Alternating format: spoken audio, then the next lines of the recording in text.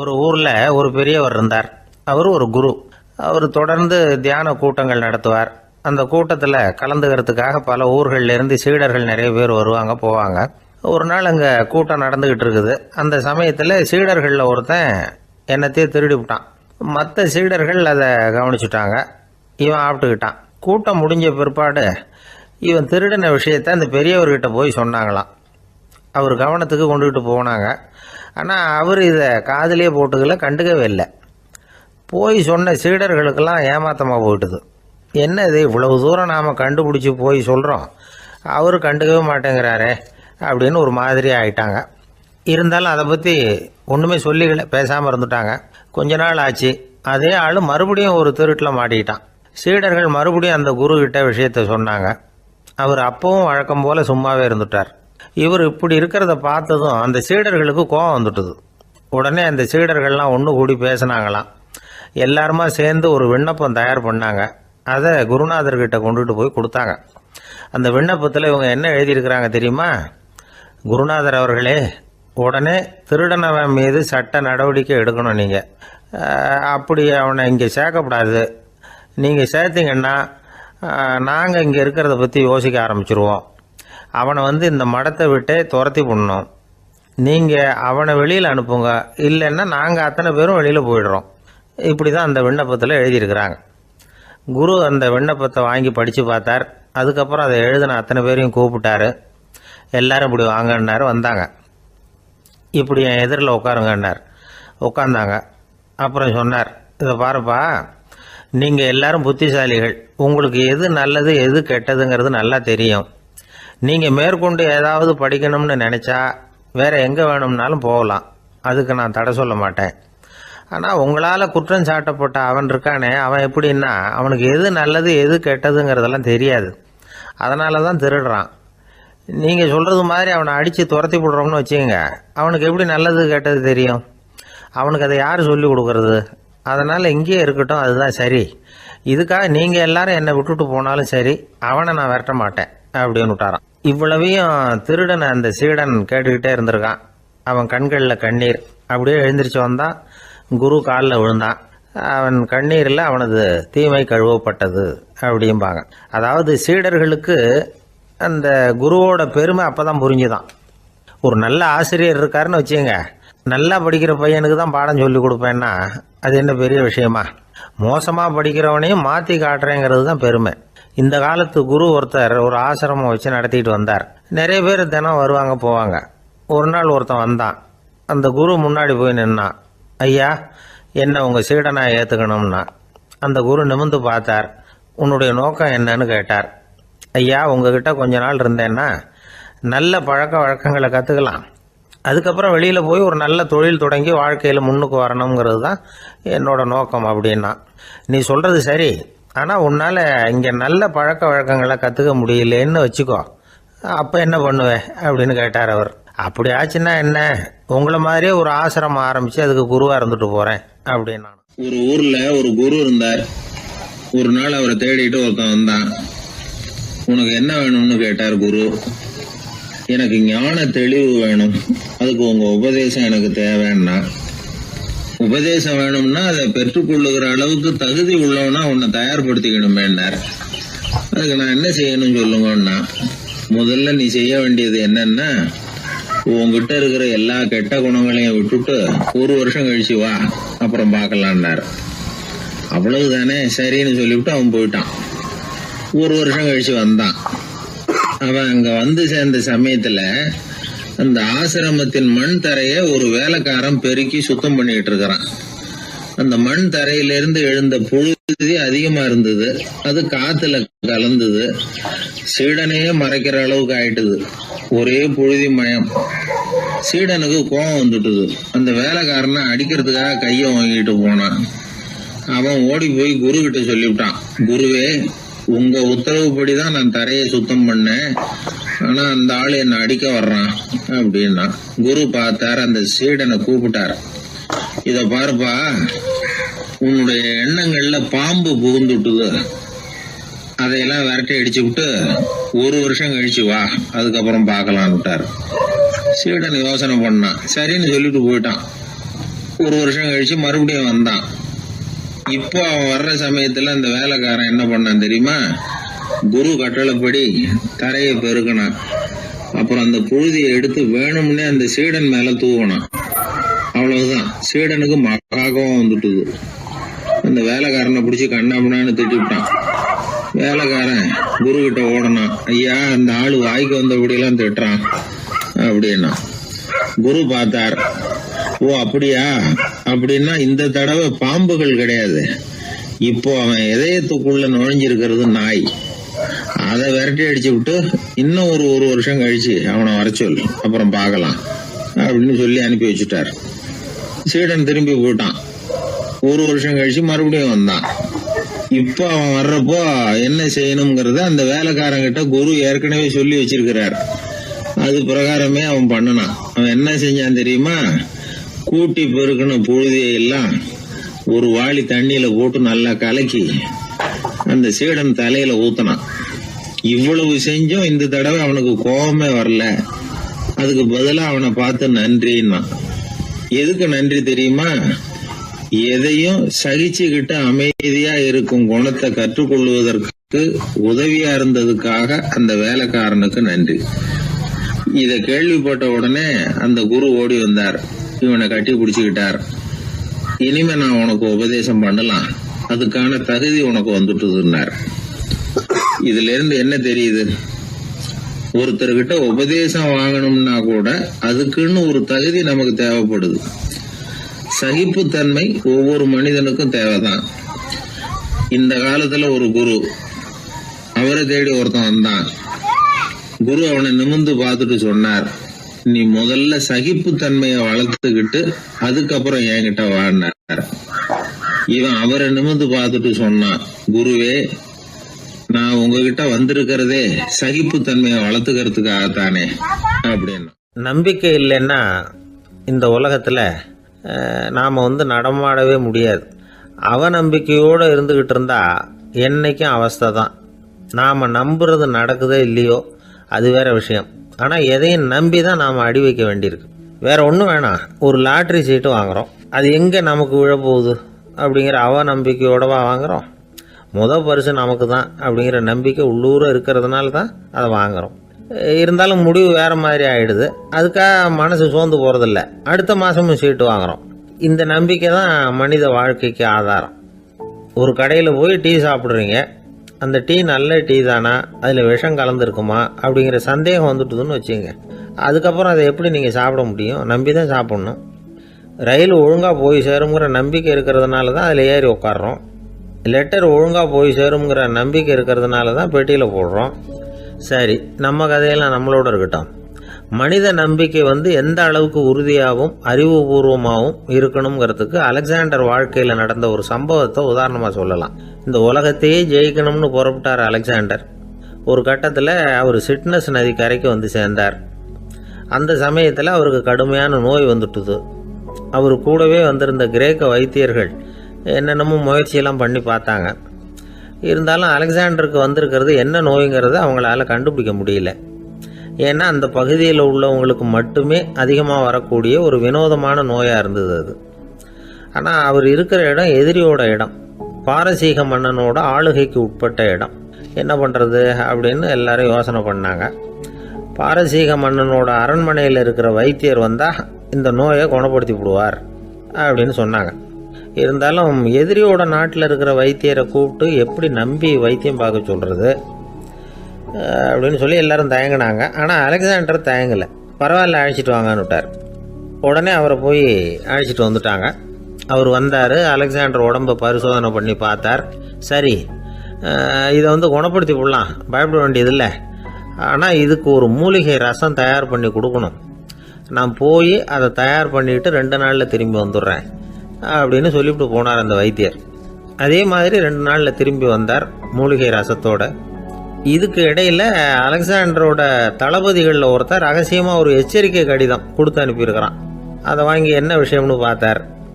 இப்போ உங்ககிட்ட வந்திருக்கிற எதிரி நாட்டு வைத்தியரை நம்பாதீங்க, அவன் கொண்டுகிட்டு வந்திருக்கிற மூலிகை ரசத்தில் விஷம் கலந்துருக்குது அப்படின்னு அதில் எழுதியிருக்கு.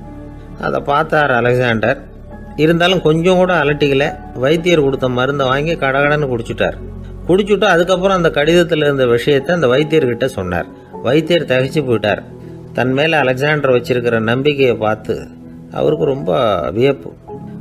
வைத்தியர் உண்மையிலேயே நல்ல மருந்து தான் கொண்டுட்டு கொடுத்துருக்கிறார். அதில் விஷம்லாம் எதுவும் கலக்கலை. அதுக்கப்புறம் அலெக்சாண்டர் அந்த வைத்தியரை பார்த்து சொன்னாராம், நம்பிக்கைங்கிற அச்சாணியை ஆதாரமாக வச்சுக்கிட்டு தான் இந்த உலகம் சுற்றிக்கிட்டு இருக்குது. எனக்கு எதிரியாக இருந்தாலும் பாரசீக மன்னர் ரொம்ப பெரியவர். அப்பேற்பட்ட மன்னருடைய அரண்மனை வைத்தியர் தொழில் நேர்மை இல்லாதவராக இருக்க மாட்டார். அப்படி இருந்தால் அவரை அரண்மனை வைத்தியராக வச்சிருக்கவே மாட்டாங்க அப்படின்னு நம்பினேன்.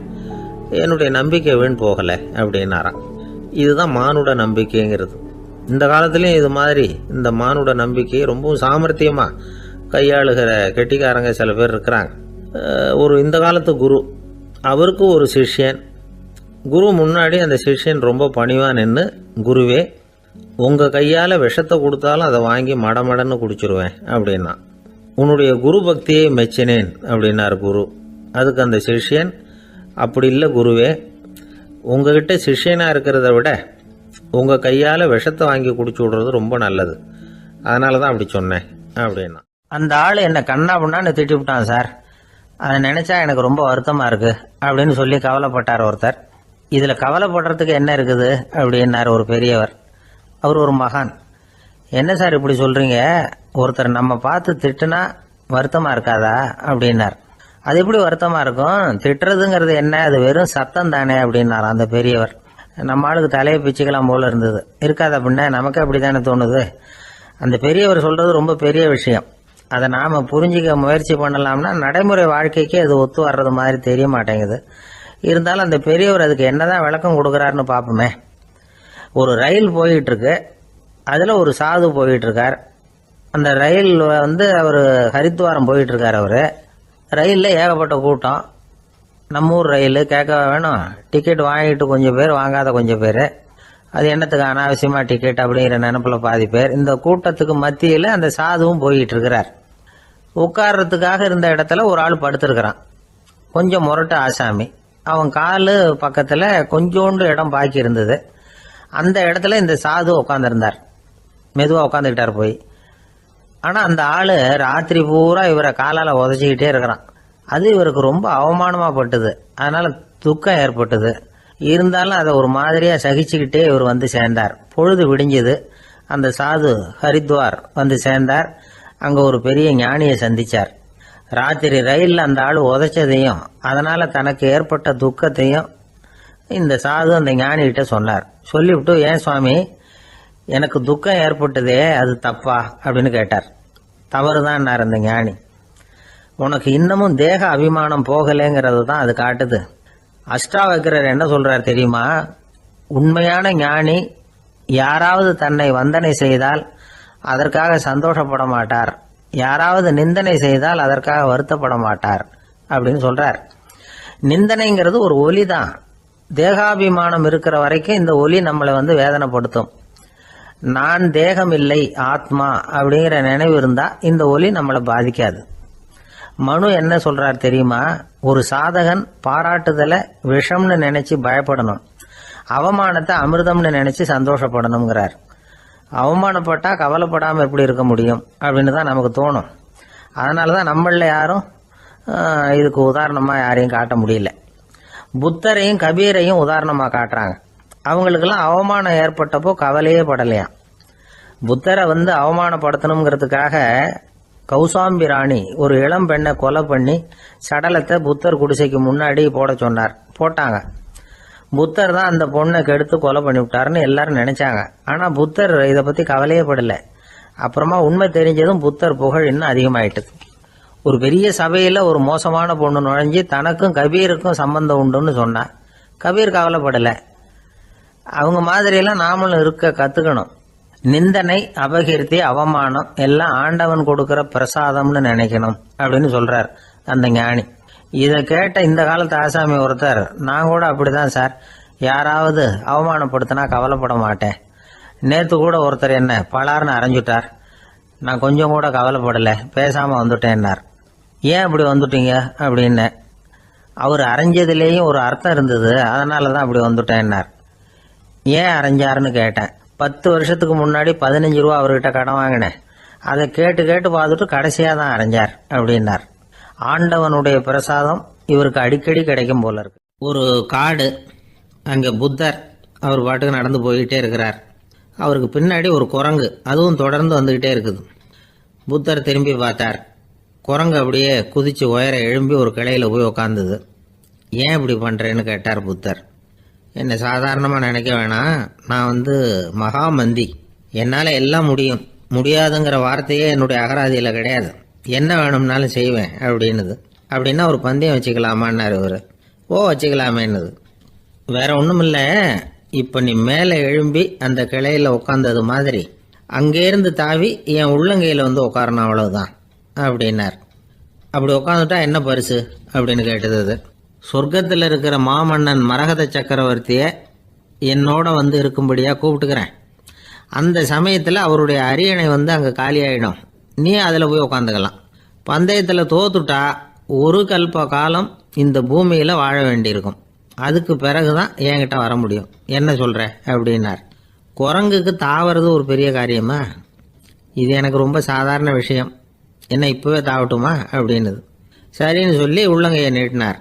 அவருடைய கை தாமரை இலை அளவுக்கு அப்படியே விரிஞ்சுது. குரங்கு சௌகரியமாக உட்கார்றதுக்காக. குரங்கு தாவறதுக்கு தயாராச்சு. அதுக்கு முன்னாடி ஒரு சின்ன யோசனை அதுக்கு. இந்த கிளையிலேருந்து அந்த கைக்கு தாவறது எனக்கு ரொம்ப அற்பமான ஒரு வேலை, இது ரொம்ப சாதாரணம், என்னுடைய கௌரவத்துக்கு இது சரியாக இருக்காது. அதனால் நான் என்ன பண்ண போகிறேன்னா, இங்கேருந்து கிளையிலேருந்து அப்படியே உயர எழும்ப போகிறேன். எழும்பி மேல் உலகம் போய் அங்கே ஒரு சுற்றிவிட்டு அதுக்கப்புறம் அங்கேருந்து நேராக இந்த கையில் உட்கார போகிறேன் அப்படின்னு நினச்சது. என்ன யோசிக்கிற அப்படின்னார் புத்தர். ஒன்றும் இல்லை, இந்த பாயிரம் பார் அப்படின்னு சொல்லி தாவி உயர போயிட்டுது. கொஞ்ச நேரத்தில் வான உலகத்துக்கே போய் சேர்ந்துட்டுது. அங்கே போய் பார்த்தா அங்கே ஒரு 5 பளிங்கு தூண்கள் இளம் சிவப்பு நிறத்தில் நின்றுக்கிட்டு இருக்குது. குரங்கு நினச்சிக்கிட்டது, புத்தர்கிட்ட போய் இந்த பளிங்கு தூண்களை பார்த்தோம்னு சொன்னால் அப்படியே திகைச்சு போயிடுவார், இந்த தூணில் ஏதாவது அடையாளம் செஞ்சுட்டு போகணும் அப்படின்னு அந்த இடத்துல மிதந்துக்கிட்டே நினச்சிது. உடனே ஒரு தூணில் எழுதிச்சு. என்ன எழுதிச்சுன்னா, ஒரு மகா ஞானி இங்கே வந்துட்டு போகிறார் அப்படின்னு எழுதிச்சு. எழுதிவிட்டு அப்படியே கீழே தாவி புத்தரோட உள்ளங்கையில் உட்காந்துது. எப்படி பார்த்தீங்களா என்னுடைய வேலை? வான உலகத்துக்கே போய் அங்கே இருக்கிற 5 பளிங்கு தூண்களை பார்த்துட்டு அதில் நான் வந்த விவரத்தை எழுதி வச்சுட்டு அதுக்கப்புறம் இங்கே வந்திருக்கிறேன் அப்படின்னுது ரொம்ப பெருமையாக. அப்படியா அப்படின்னார் புத்தர். ஆமாம், சந்தேகமாக இருந்தால் வாங்க, அழைச்சிட்டு போய் காட்டுறேன் அப்படின்னுது அந்த குரங்கு. அதுக்கு தேவையில்லை, அப்படியே கொஞ்சம் கீழே குனிஞ்சு பார்த்து தெரியும் அப்படின்னார் புத்தர். அங்கே பார்த்தா புத்தரோட உள்ளங்கை தெரிஞ்சுது. நல்லா உத்து பார்த்துது. அவரோட ஒரு விரலில் அது எழுதிய வாசகம் தெரிஞ்சுது. குரங்கு யோசனை பண்ணிச்சு, அப்படின்னா வானத்தில் நான் பார்த்தது புத்தரோட விரல்களா அப்படின்னு யோசிச்சுது. இதை புரிஞ்சுக்கிட்ட உடனே அந்த குரங்கோட கர்வம் அழிஞ்சு போச்சான். நம்ம மனசு தான் இந்த குரங்கு. மனம்ங்கிறதும் ஆணவம்ங்கிறதும் ஒரு நாணயத்தின் 2 பக்கங்கள். மனம் உள்ளவரை ஆணவமும் இருக்கும். மனம் அழிஞ்சாதான் ஆணவம் அழியும். மனம் அழிய வேண்டும் அப்படின்னு பெரியவங்க சொல்கிறது இந்த அர்த்தத்தில் தான். நம்ம ஆளுங்க சவால் விடுறதெல்லாம் வேறு மாதிரி. ஒருத்தன் ஒரு வாய்க்காலை தாண்டுறேன்னு பந்தயம் கட்டி தாண்ட முடியாமல் வாய்க்காலில் விழுந்து காலை உடச்சிக்கிட்டு கட்டு போட்டுக்கிட்டு வந்தான். ஏன்டா அப்படின்னு கேட்டாங்க. நான் பந்தயம் கட்டின நேரம் சரியில்லை அப்படின்னா. எப்படிறான்னு கேட்டிருக்காங்க. வாய்க்காலில் தண்ணி இருக்கிற நேரமாக பார்த்து பந்தயம் கட்டியிருக்கணும் அப்படின்னா. அங்கே ஒரு புதர் தெரியுது இல்லையா, இந்த புதருக்குள்ளே ஒரு சிங்கம் இருக்குது. அந்த பக்கமாக நான் போகிறப்போ வர்றப்போலாம் அது என்கிட்ட வம்பு வளர்க்குது, தகராறு செய்யுது, என் மேலே பாயுது, என்னை தாக்குது, ஏன்னு தெரியல அப்படின்னுது. இதை கேட்டதும் அந்த குரங்கு சொல்லிச்சு, இனிமேல் கவலைப்படாத, இந்த தடவை நான் உன்னை காப்பாற்றுறேன்னுது. அதுக்கப்புறம் ஒரு நாள் அந்த குரங்கும் கழுதியும் அந்த புதர் பக்கமாக போய்கிட்டு இருந்தாங்க. எதிர்பார்த்தது மாதிரியே நடந்தது. அந்த சிங்கம் எதிரில் வந்தது, கழுதியை பார்த்தது, உடனே அது மேலே பாய ஆரம்பிச்சுட்டுது. அவ்வளவுதான். உடனே இந்த குரங்கு என்ன பண்ணிச்சு தெரியுமா, கிடுகிடுன்னு ஒரு மரத்து மேலே ஏறி உட்காந்துக்கிட்டது. அங்கே உட்காந்துக்கிட்டு கீழே அந்த கழுதியும் சிங்கமும் போடுற சண்டையை வேடிக்கை பார்க்க ஆரம்பிச்சுட்டுது. கொஞ்ச நேரம் கழித்து அடிபட்ட காயத்தோடு அந்த கழுதை மெதுவாக நடந்து வந்தது. குரங்கு மெல்ல மரத்தை விட்டு கீழே இறங்குச்சு. இப்போ கழுதை கேட்டுது, என்னை காப்பாற்றுறேன்னு சொல்லிவிட்டு காலை விட்டுட்டியே, நீ பாட்டுக்கு மரத்து மேலே ஏறி உட்காந்துக்கிட்டே, இது நியாயமானது. குரங்கு பரிதாபமாக அதை பார்த்துது. நான் மரத்து மேலே இருந்து நீங்கள் 2 பேரும் சண்டை போட்டதை பார்த்துக்கிட்டு தான் இருந்தேன். உன்னோட சத்தம் தான் அதிகமாக இருந்தது, அது நீ சிரிக்கிற மாதிரி எனக்கு கேட்டுது, அதனால் நீ தான் ஜெயிச்சுக்கிட்டு இருக்க போல இருக்கு அப்படின்னு நினச்சிவிட்டேன்னுது. இன்றைக்கி பல பேர் இப்படி தான் இருக்கிறாங்களாம். யார் ஜெயிக்கிறாங்க யார் தோக்குறாங்கங்கிறத முகத்தை பார்த்து கூட கண்டுபிடிக்க முடியறதில்ல, பேசுகிற பேச்சை வச்சு கூட கண்டுபிடிக்க முடியறதில்ல. தோற்கிறவங்க கூட சிரிக்கிற மாதிரி முகத்தை வச்சுக்கிறான். இன்றைய மனிதர்கள்கிட்ட ஏகப்பட்ட முரண்பாடுகள். பொய் முகங்களோட உலவுகிறவர்கள் தான் அதிகம். உண்மை முகம் எங்கே இருக்குது அப்படிங்கிறத புரிஞ்சுக்கிட்டு நண்பர்களை தேர்ந்தெடுக்கணும் அப்படிங்கிறது ஒரு முக்கியமான கருத்து. கடவுள் இந்த உலகத்தை படைச்சு விட்டு அதுக்கப்புறமும் கொஞ்ச நாள் இங்கேயே தங்கியிருந்தாராம். அப்போ தான் அவருக்கு ஒரு உண்மை புரிஞ்சுதான் இந்த உலகத்தில் தங்கி இருக்கிறது எவ்வளவு இடைஞ்சல்னு. தினமும் மனிதர்கள் தேடி வந்து ஏதாவது புகார் சொல்லிக்கிட்டே இருந்தாங்களாம். எனக்கு அது வேணும் இது வேணும்னு கேட்டுக்கிட்டே இருந்தாங்களாம். சில பேர் வந்தாங்க, நாங்கள் வந்து விவசாயம் பண்ணுறோம், தண்ணி இல்லாமல் பயிர் காயுது, எங்களுக்கு மழை வேணும் அப்படின்னாங்க. அவங்க போனதும் அதுக்கப்புறம் சில பேர் வந்தாங்க, நாங்கள் வந்து மண்பானை செய்கிறவங்க நிறைய பானை செஞ்சு வச்சுருக்குறோம், மழை பெஞ்சால் எல்லாம் கரைஞ்சி வீணாக போயிடும், அதனால் இன்றைக்கி மழை பெய்யக்கூடாதுன்னாங்க. கடவுள் பார்த்தார், அவருக்கு என்ன பண்ணுறதுன்னே தெரியல, ஏகப்பட்ட குழப்பம், தலையை பிச்சுக்கலாம் போல் இருந்தது, கிட்டத்தட்ட பைத்தியம் பிடிக்கிற அளவுக்கு ஆகிட்டுது.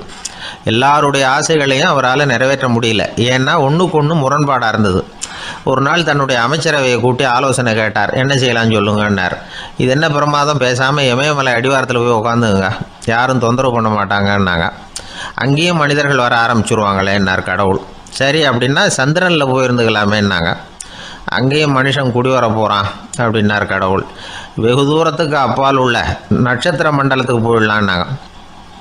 இதெல்லாம் நிரந்தர தீர்வாகாது, நிரந்தரமாக இந்த மனிதனுடைய தொல்லையிலேருந்து நான் விடுபடணும், அதுக்கு ஏதாவது வழி சொல்லுங்கன்னார் கடவுள். ஒரு வயசான ஆள் வந்தார்.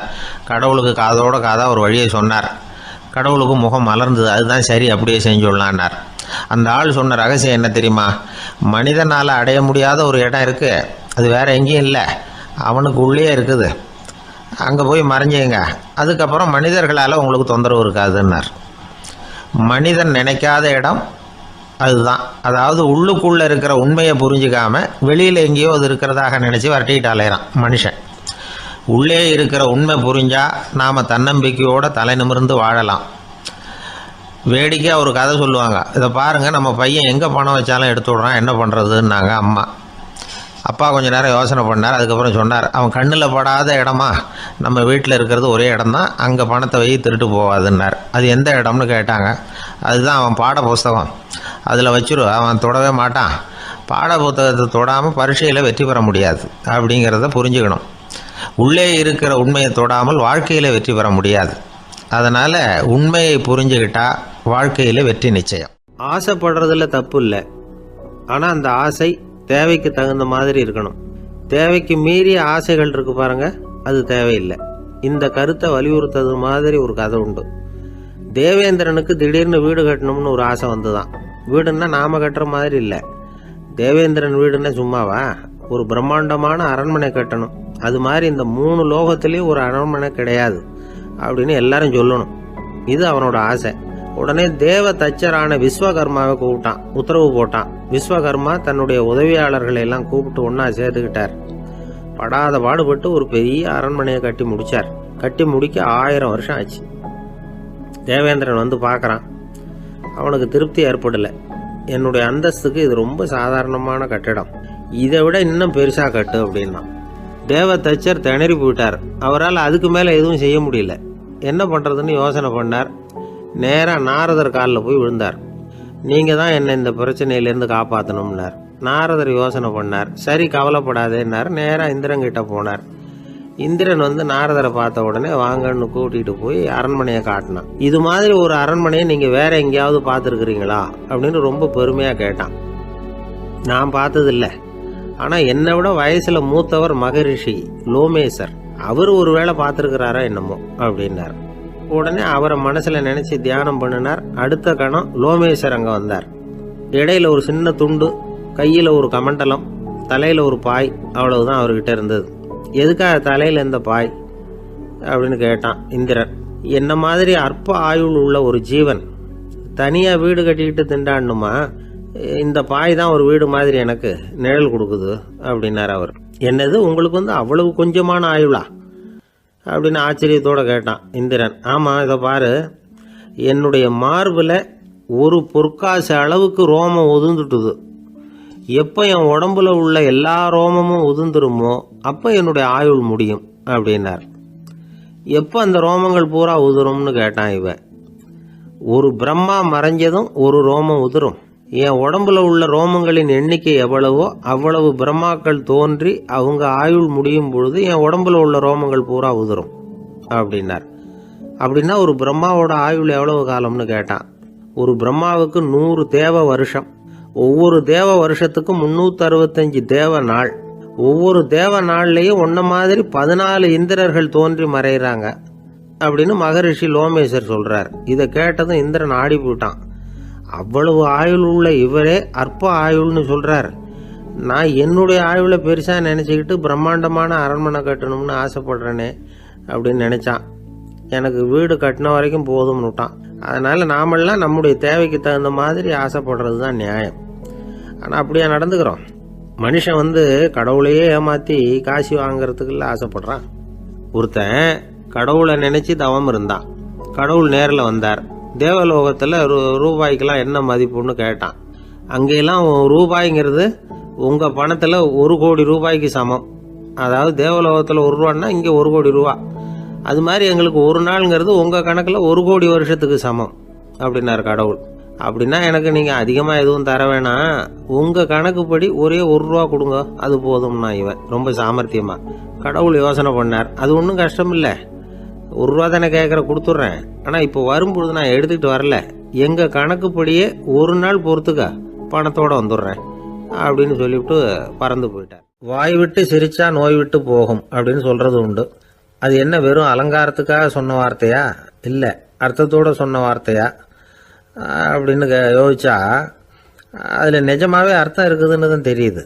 ஆதாரபூர்வமாக அதுக்கு சில நிரூபணங்களும் இருக்குது. நார்மன் கசின்ஸ் அப்படின்னு ஒருத்தர் இருந்தார். அவர் ஒரு அமெரிக்க பத்திரிகை ஆசிரியர். அவருக்கு ஏதோ ஒரு விதமான அழற்சி நோய், இன்ஃப்ளமேஷன் டிசீஸ். அது டாக்டர்கள்லாம் அதுக்கு என்ன விதமான வைத்தியமும் கிடையாது அப்படின்னு சொல்லி பல இதெல்லாம் பார்த்துட்டு கடைசியாக சொல்லிவிட்டாங்க அதுக்கு வைத்தியமே இல்லைன்ட்டாங்க. டாக்டர்கள் தான் சொல்லிவிட்டாங்களே, அதனால் இது இப்படியே இருந்துட்டு போகட்டும் அப்படின்னு விட்டுற வேண்டியது தானே. ஆனால் அவர் அப்படி நினைக்கல. உடனே அவர் என்ன பண்ணார்னா, ஆஸ்பத்திரி ரூமை காலி பண்ணார். ஹோட்டலில் போய் ஒரு ரூம் எடுத்துக்கிட்டார். அங்கே போனார். தினமும் அவருக்கு பிடிச்ச தமாஷான படங்களை எல்லாம் டிவியில் போட்டு பார்த்துக்கிட்டு இருந்தார். சிரிப்பு வரக்கூடிய புத்தகங்களை எல்லாம் படித்தார். கொஞ்ச நாள் ஆச்சு, அவருக்கு இருந்த தொந்தரவு குணமாக ஆரம்பிச்சிட்டுது. இதை கேள்விப்பட்ட உடனே பழைய டாக்டர்கள்லாம் ஓடி வந்தாங்க. ஓடி வந்து பார்க்குறாங்க, அவர் உடம்பை சோதனை பண்ணி பார்க்குறாங்க. பார்த்தா அவர் உடம்பு குணமாகறதுக்கு உதவியாக இருந்தது சிரிப்பு தான் அப்படிங்கிறத விஞ்ஞானபூர்வமாக அவங்க ஒத்துக்கிட்டாங்களாம். இருந்தாலும் சிரிப்பு எந்த முறையில் எந்த விதத்தில் உதவி பண்ணுது அப்படிங்கிறத இன்னமும் சரியாக புரிஞ்சிக்க முடியல. ஆனாலும் ஒரு சில விஷயங்கள் மட்டும் புரியுது. அது என்னன்னா, சிரிப்பு சுவாசத்தை மேம்படுத்துது, ரத்த அழுத்தத்தை குறைக்குது, உடம்பு குணமாகறதுக்கே உரிய சில ஹார்மோன்கள் அதிகமாக உருவாக்கி வர்றதுக்கு வழி செய்யுது. இந்த அளவுக்கு தான் சிரிப்போட செயல்பாட்டை நாம் புரிஞ்சிக்க முடியுது. இருந்தாலும் இதை பற்றி கண்டுபிடிக்க வேண்டியது இன்னமும் ஏராளமாக இருக்கு. அதையெல்லாம் விவரமாக கண்டுபிடிக்கிற வரைக்கும் நாம் காத்துக்கிட்டு இருக்க வேண்டியதில்லை. இப்போவே தாராளமாக சிரிக்கலாம். அதில் என்னத்துக்கு சிக்கணும், காசா பணமா? சிரிப்புன்னா ஹாஹான்னு சத்தம் போட்டு சிரிச்சாதான் உடம்புக்கு நல்லதுன்னு இல்லை. லேசான புன்னகை கூட உடம்புக்கு நல்லது செய்யுமா. லேசா புன்னகை பூத்தா அந்த சமயத்தில் நாம் எப்படி ஆகுது, நம்ம உடம்பு பூரா அமைதி அடையுதான். இதையும் ஆதாரபூர்வமாக கண்டுபிடிச்சி தான் சொல்கிறாங்க. எப்போவாவது மனசு சங்கடமாக இருக்கிறப்போ கொஞ்சம் முயற்சி பண்ணி முகத்தில் புன்னகையை கொண்டுகிட்டு வந்து பாருங்கள். அதோட சுகம் உங்களுக்கு அனுபவித்து பார்த்தா தான் தெரியும். கண்ணும் உதடும் மலரும் பொழுது இருக்கிற ஆனந்தமே ஆனந்தம் அப்படிங்கிறாங்க அனுபவித்து பார்த்தவங்க. வாழ்க்கையில் நாம் தமாஷா இருக்கணும்னா அதுக்கு சில வழிகளையும் அவங்க சொல்லி வச்சிருக்கிறாங்க. முதல்ல நீங்கள் உற்சாகமாக இருக்கிறவங்க கூடவே அதிகமாக பழகணும், அவங்க கூடவே அதிக நேரம் இருக்கிறது மாதிரி பார்த்துக்கணும். அழுது வடிகிறவங்ககிட்டயே இருக்கக்கூடாது, அவங்கள அவாய்டு பண்ணுங்க, அவங்கள விட்டு விலகி வந்துடுங்க. உங்கள் முன்னாடி இருக்கிறவர் எப்பவும் மூஞ்சியை தொங்க போட்டுக்கிட்டே இருக்கிறவராக இருந்தால் கொஞ்ச நாளில் உங்கள் முகமும் அப்படியே ஆகிடுமா, ஜாக்கிரதையாக இருக்கணுமா. ரெண்டாவது, எடுத்ததுக்கெல்லாம் சீரியஸ் ஆகிடக்கூடாது, எதையும் நிதானமாக யோசிக்கணும். அடுத்தவங்க நம்மளை மதிக்கணுங்கிறதுக்காக நாம் பகட்டாக நடந்துக்கிறதுக்கு ஆசைப்படக்கூடாது. உங்களுக்கு பிடிச்ச தமாஷான வீடியோ படங்கள், புத்தகங்கள் இதையெல்லாம் லிஸ்ட்டு போட்டுக்கிட்டு முடிஞ்ச அளவுக்கு வாங்கி சேர்த்து வீட்டுக்குள்ளேயே ஒரு லைப்ரரி உண்டாக்கிக்கலாம். ஒரு பெரிய பிசினஸ்மேன், ரொம்ப வெற்றிகரமாக பிஸ்னஸ் பண்ணுறவராம். அவர் எப்படின்னா அடிக்கடி ரயிலில் பிரயாணம் பண்ணுறப்போ நியூஸ் பேப்பரை வச்சுக்கிட்டு ரொம்ப சுவாரஸ்யமாக படிச்சுக்கிட்டே போகிறான். நியூஸ் பேப்பரில் அப்படி என்ன சுவாரஸ்யமான விஷயம் அப்படின்னு எட்டி பார்த்தா அதுக்குள்ளே ஒரு காமிக் புஸ்தகத்தை வச்சுக்கிட்டு படிச்சுக்கிட்டு இருப்பாராம். என்னங்க அப்படின்னு கேட்டால், என் மனசு லேசாக இருக்கிறதுக்கு இது ரொம்ப உதவியாக இருக்குது அப்படின்பாரான். அது ஒரு பக்கம் இருக்கட்டும். சிரிப்புன்னா எல்லா விதமான தமாஷும் உடம்புக்கு நல்லதுன்னு நினச்சிடக்கூடாதான். ஜேம்ஸ் கரோல் அப்படிங்கிற அமெரிக்க உளவியல் நிபுணர் என்ன சொல்றாரு தெரியுமா? அடுத்தவங்களை குறை சொல்றது, கேலி பண்றது, நையாண்டி பண்றது, இது மாதிரியான நகைச்சுவையெல்லாம் நல்லது செய்யறது இல்லைங்கிறார் அவர். அடுத்தவங்களை தொந்தரவு பண்ணாத ஜோக்குகள் தான் எப்பவும் நல்லது. யாராவது ஜோக்கு சொன்னால் தாராளமாக சிரிக்கணும். ஒருத்தர் வந்தார், இன்னொருத்தரை கூட அழைச்சிக்கிட்டு வந்து என்கிட்ட காட்டினார். அவர் தன்னுடைய முகத்தை ரொம்ப சீரியஸாக வச்சுக்கிட்டு இருந்தார். என்னங்க விஷயம் அப்படின்னு விசாரித்தோம். வந்தவர் எங்களை பார்த்து சொன்னார், சார், இவர் கூட ஒரு பெரிய ப்ராப்ளம்னார். என்னன்னு, ஏதாவது ஒரு ஜோக்கு சொன்னால் உடனே சத்தம் போட்டு சிரிக்க ஆரம்பிச்சுடுறார் சார் அப்படின்னார். ஜோக்கை கேட்டுட்டு சிரிக்க ஆரம்பிச்சா அது ப்ராப்ளம் இல்லையே அப்படின்னு சொன்னோம். சிரிக்க ஆரம்பிக்கிறது ப்ராப்ளம் இல்லை சார், ஆனால் அப்படி ஆரம்பிக்கிற சிரிப்பை அதுக்கப்புறம் நிறுத்தவே மாட்டேங்கிறார். நாள் கணக்கில் அது பாட்டுக்கு போயிட்டு இருக்கு, அதுதான் ப்ராப்ளம் அப்படின்னார் அவர். இந்த காலத்துக்குள்ள ஒருத்தன் தன்னோட அப்பாவை பார்த்து சொன்னான், அப்பா, நான் உனக்கு உதவி செய்யலாம்னு நினைக்கிறேன், என்ன உதவி செய்யணும்னு சொல்லு அப்படின்னா. நீ சும்மா இருந்தால் அதுவே எனக்கு செய்கிற பெரிய உதவிடா அப்படின்னார் அப்பா. சும்மா இருக்கிறதும் ஒரு உதவி தான், அது மாதிரி மௌனமும் ஒரு சமூக சேவை தான் அப்படிங்கிறார் காஞ்சி பெரியவர். நமக்கு 5 புலன்கள் இருக்குது, மெய், வாய், கண், மூக்கு, செவி. இந்த 5லேயும் அதிகப்படியான வேலை எதுக்குன்னு நினைக்கிறீங்க? வாய்க்கு தான். ஏன்னா அதுக்கு 2 வேலை. இப்போ கண்ணுக்கு பார்க்குறது மட்டும்தான் வேலை, காதுக்கு கேட்குறது மட்டும்தான் வேலை, மூக்குக்கு வாசனை அறியறது தான் வேலை, உடம்புக்கு உணர்றது மட்டும்தான் வேலை. ஆனால் வாய் அப்படி இல்லை, அதுக்கு 2 வேலை. சாப்பிட்றதும் அதுதான், பேசுகிறதும் அதுதான். அதாவது வாய் ஒன்று தான் கர்மேந்திரியமாகவும் இருக்குது, ஞானேந்திரியமாகவும் இருக்குது அப்படின்னு சொல்லுவாங்க. சாப்பாட்டில் உட்காந்தா எந்தெந்த ஆகாரம் என்னென்ன ருசின்னு அறிவிக்கிற வேலையும் செய்யுது. சபையில் உட்காந்தா பாடுறது, பேசுறது, சிரிக்கிறது, இது மாதிரியான வேலையும் செய்யுது. இன்னொரு வித்தியாசம், கண்ணு, காது, மூக்கெல்லாம் ஸ்ட்ரெயின் பண்ணிக்கிட்டு வேலை செய்கிறதில்ல. ஒரு ரோஜா பூவை பார்த்தா உடனே மூக்கு அப்படியும் இப்படியும் அசைய ஆரம்பிக்கிறது இல்லை. ஒரு சங்கீதத்தை கேட்ட உடனே காது ஆட ஆரம்பிக்காது. ஆனால் வாய் அப்படி இல்லை, அது பேசினாலும் சரி சாப்பிட்டாலும் சரி அசைஞ்சு தான் ஆகணும். ஆக மற்றதை விட வாய்க்கு வேலை ஜாஸ்தின்னு தெரியுது. சாப்பிட்றது, பேசுறது அப்படின்னு 2 காரியம் அதுக்கு. இப்படி 2 காரியம் இருக்கிறதுனால அது 2ஐயும் பாதியாக குறைச்சிக்கணுங்கிறது கடவுள் அபிப்பிராயமாக இருக்கணும் அப்படிங்கிறார் காஞ்சி பெரியவர். ஆனால் இப்போ நாம் அப்படியா நடந்துக்கிறோம்? அதுக்கு நேர்மாறாக நடந்துக்கிறோம். நாம் சாப்பிட்றதும் அதிகம், பேசுகிறதும் அதிகம், 2 வேலையையும் தேவைக்கு அதிகமாகவே செய்கிறோம். வாய் தான் ரொம்ப ஓவர் ஒர்க்குடு. அதுக்கு ஓய்வு கொடுத்தா உடம்பும் நல்லாயிருக்கும், உலகமும் நல்லாயிருக்கும். மௌன விரதம் இருக்கிறதெல்லாம் எதுக்காக நினைக்கிறீங்க? இதுக்காக தான். இந்த காலத்தில் மௌனமாக இருக்கிறவங்கெல்லாம் மகத்தான தொண்டு செய்கிறாங்க அப்படின்னு தான் சொல்லணும். சத்தம் அதிகமாக போய் தான் சவுண்டு பொல்யூஷன் வருது. அது மட்டும் இல்லை, மௌனமாக இருந்தால் சண்டை சச்சரவே வராது. மௌனம் கலக நாஸ்தி. ஆக இதுவும் ஒரு சமூக சேவை தான். நமக்கு தான் வாய் இருக்குதுங்கிறதுக்காக வசமாக சாப்பிட்றதும் தப்பு, வளவளன்னு பேசுகிறதும் தப்பு. ஒரு கருத்தை சொல்கிறதுக்கு ஒரே ஒரு சொல்லு போதும் அப்படின்னு இருக்கும்பொழுது 2 சொற்களை செலவு பண்ணாதே. எவ்வளவு சொன்னாலும் அதனால் ஒரு பயனும் விளையாது அப்படின்னு தெரிய வருமேயானால் அந்த ஒரு சொல்லையும் விரயம் பண்ணாதே அப்படிங்கிறார் ஒரு அறிஞர். எல்லா குணங்கள்லேயும் மௌனம்தான் சிறந்தது அப்படிங்கிறார் ஒருத்தர். மௌனமாக இருக்கிறது மூலமாக மற்றவர்கள் குறைகளை நம்மளால் தெரிஞ்சிக்க முடியும். அதே சமயத்தில் நம்மகிட்ட இருக்கிற குறைகளை மற்றவங்களுக்கு தெரியாமல் மறைச்சிக்கவும் முடியுங்கிறார் அவர். உண்மைதானே? ஒரு பெரிய மேடை பேச்சாளர், பொது வாழ்க்கையில் 25 வருஷ காலமாக ஈடுபட்டிருக்கிறவர். அவர் மனைவி ஒரு நாள் சொன்னாங்க, எங்கள் வீட்டுக்காரர் 25 வருஷ காலமாக பொது வாழ்வில் ஈடுபட்டிருந்தா கூட இந்த மாதம் 10ஆம் தேதியிலேருந்து தான் மக்களுக்கு சேவை செய்ய ஆரம்பிச்சிருக்கார் அப்படின்னு நாங்கள் ரொம்ப பெருமையாக. 10ஆம் தேதிக்கு அப்படி என்ன விசேஷம் அப்படின்னு கேட்டோம். அன்னையிலேருந்து தான் அவர் மேடையில் பேசுகிறத நிறுத்தினார் அப்படின்னாங்க அந்த அம்மா. ஒரு காட்டில் ஒரு நரி இருந்தது. ஒரு நாள் காலை நேரம் அது தன்னுடைய இருப்பிடத்திலிருந்து வெளியில் வந்தது. கொஞ்சம் தூரம் நடந்து வந்தது. அப்போ தான் அது தன்னோட நிழலை கவனித்து பார்த்தது. பார்த்தா அது ரொம்ப நீளமாக பெருசாக இருக்குது. காலை நேரத்தில் நிழல் அப்படி தானே இருக்கும். ஆனால் அந்த நரிக்கு அந்த விஷயம் தெரியல. தன்னுடைய நீண்ட பெரிய நிழலை பார்த்து ஆச்சரியப்பட்டது. ஆஹா, நாம் இவ்வளவு பெருசாக இருக்கிறோம் அப்படின்னா என்னுடைய காலை சாப்பாட்டுக்கு ஒரு யானை இல்லைன்னா ஒரு ஒட்டகம் கிடைச்சாதான் சரியாக இருக்கும் போல இருக்கு அப்படின்னு முடிவு பண்ணிட்டுது. உடனே ஒரு யானை அல்லது ஒட்டகத்தை தேடி அலைஞ்சுது, எங்கே கிடைக்கும்னு. கிடைக்கவே இல்லை. மத்தியானம் 12 மணி ஆயிட்டுது. பசியோடு அலையுது.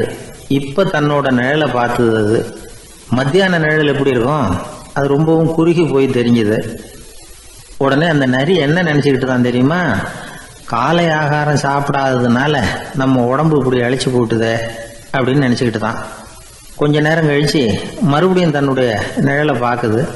அது இன்னமும் குறுகி போய் காலடியிலேயே வந்துட்டுது. அதுக்கு பயமாக போயிடுது.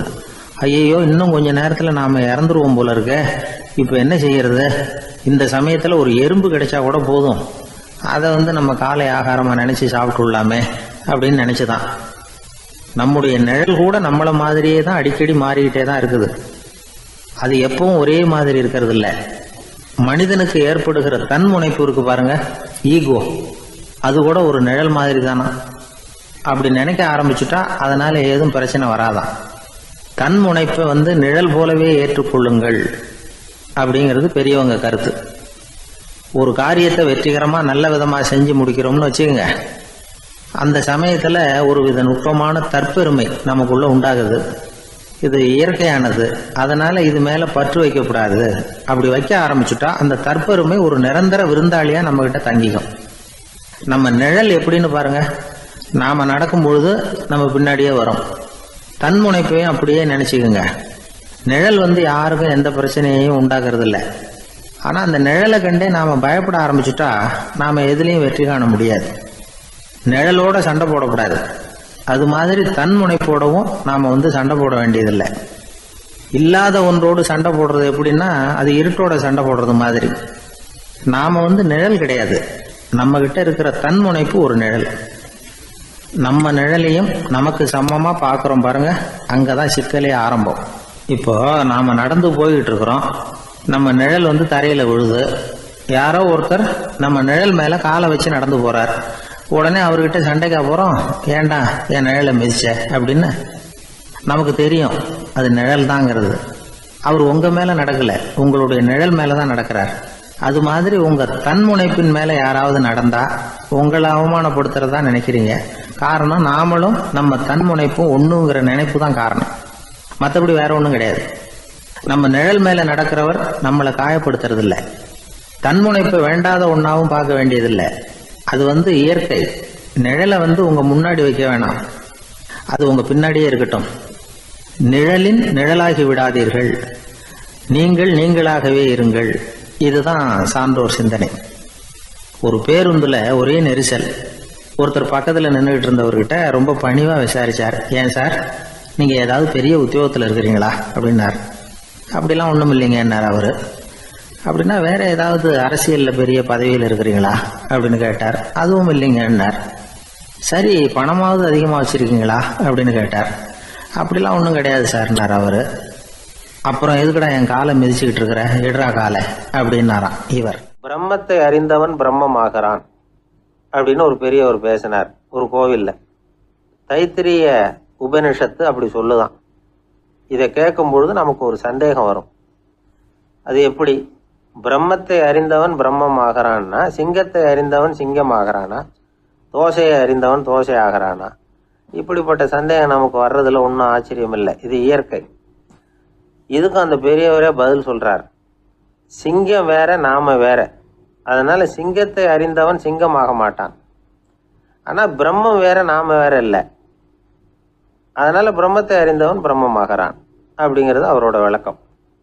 மனிதன் அவன்தான் தான் பிரம்மங்கிறது தெரியாதனால தான் அதை வேற எங்கேயோ தேடிட்டு இருக்கிறான். கடைசியில் அது தான் தாங்கிறது புரிஞ்சுக்கிற பொழுது அவன் பிரம்மம் ஆயிடுறான்.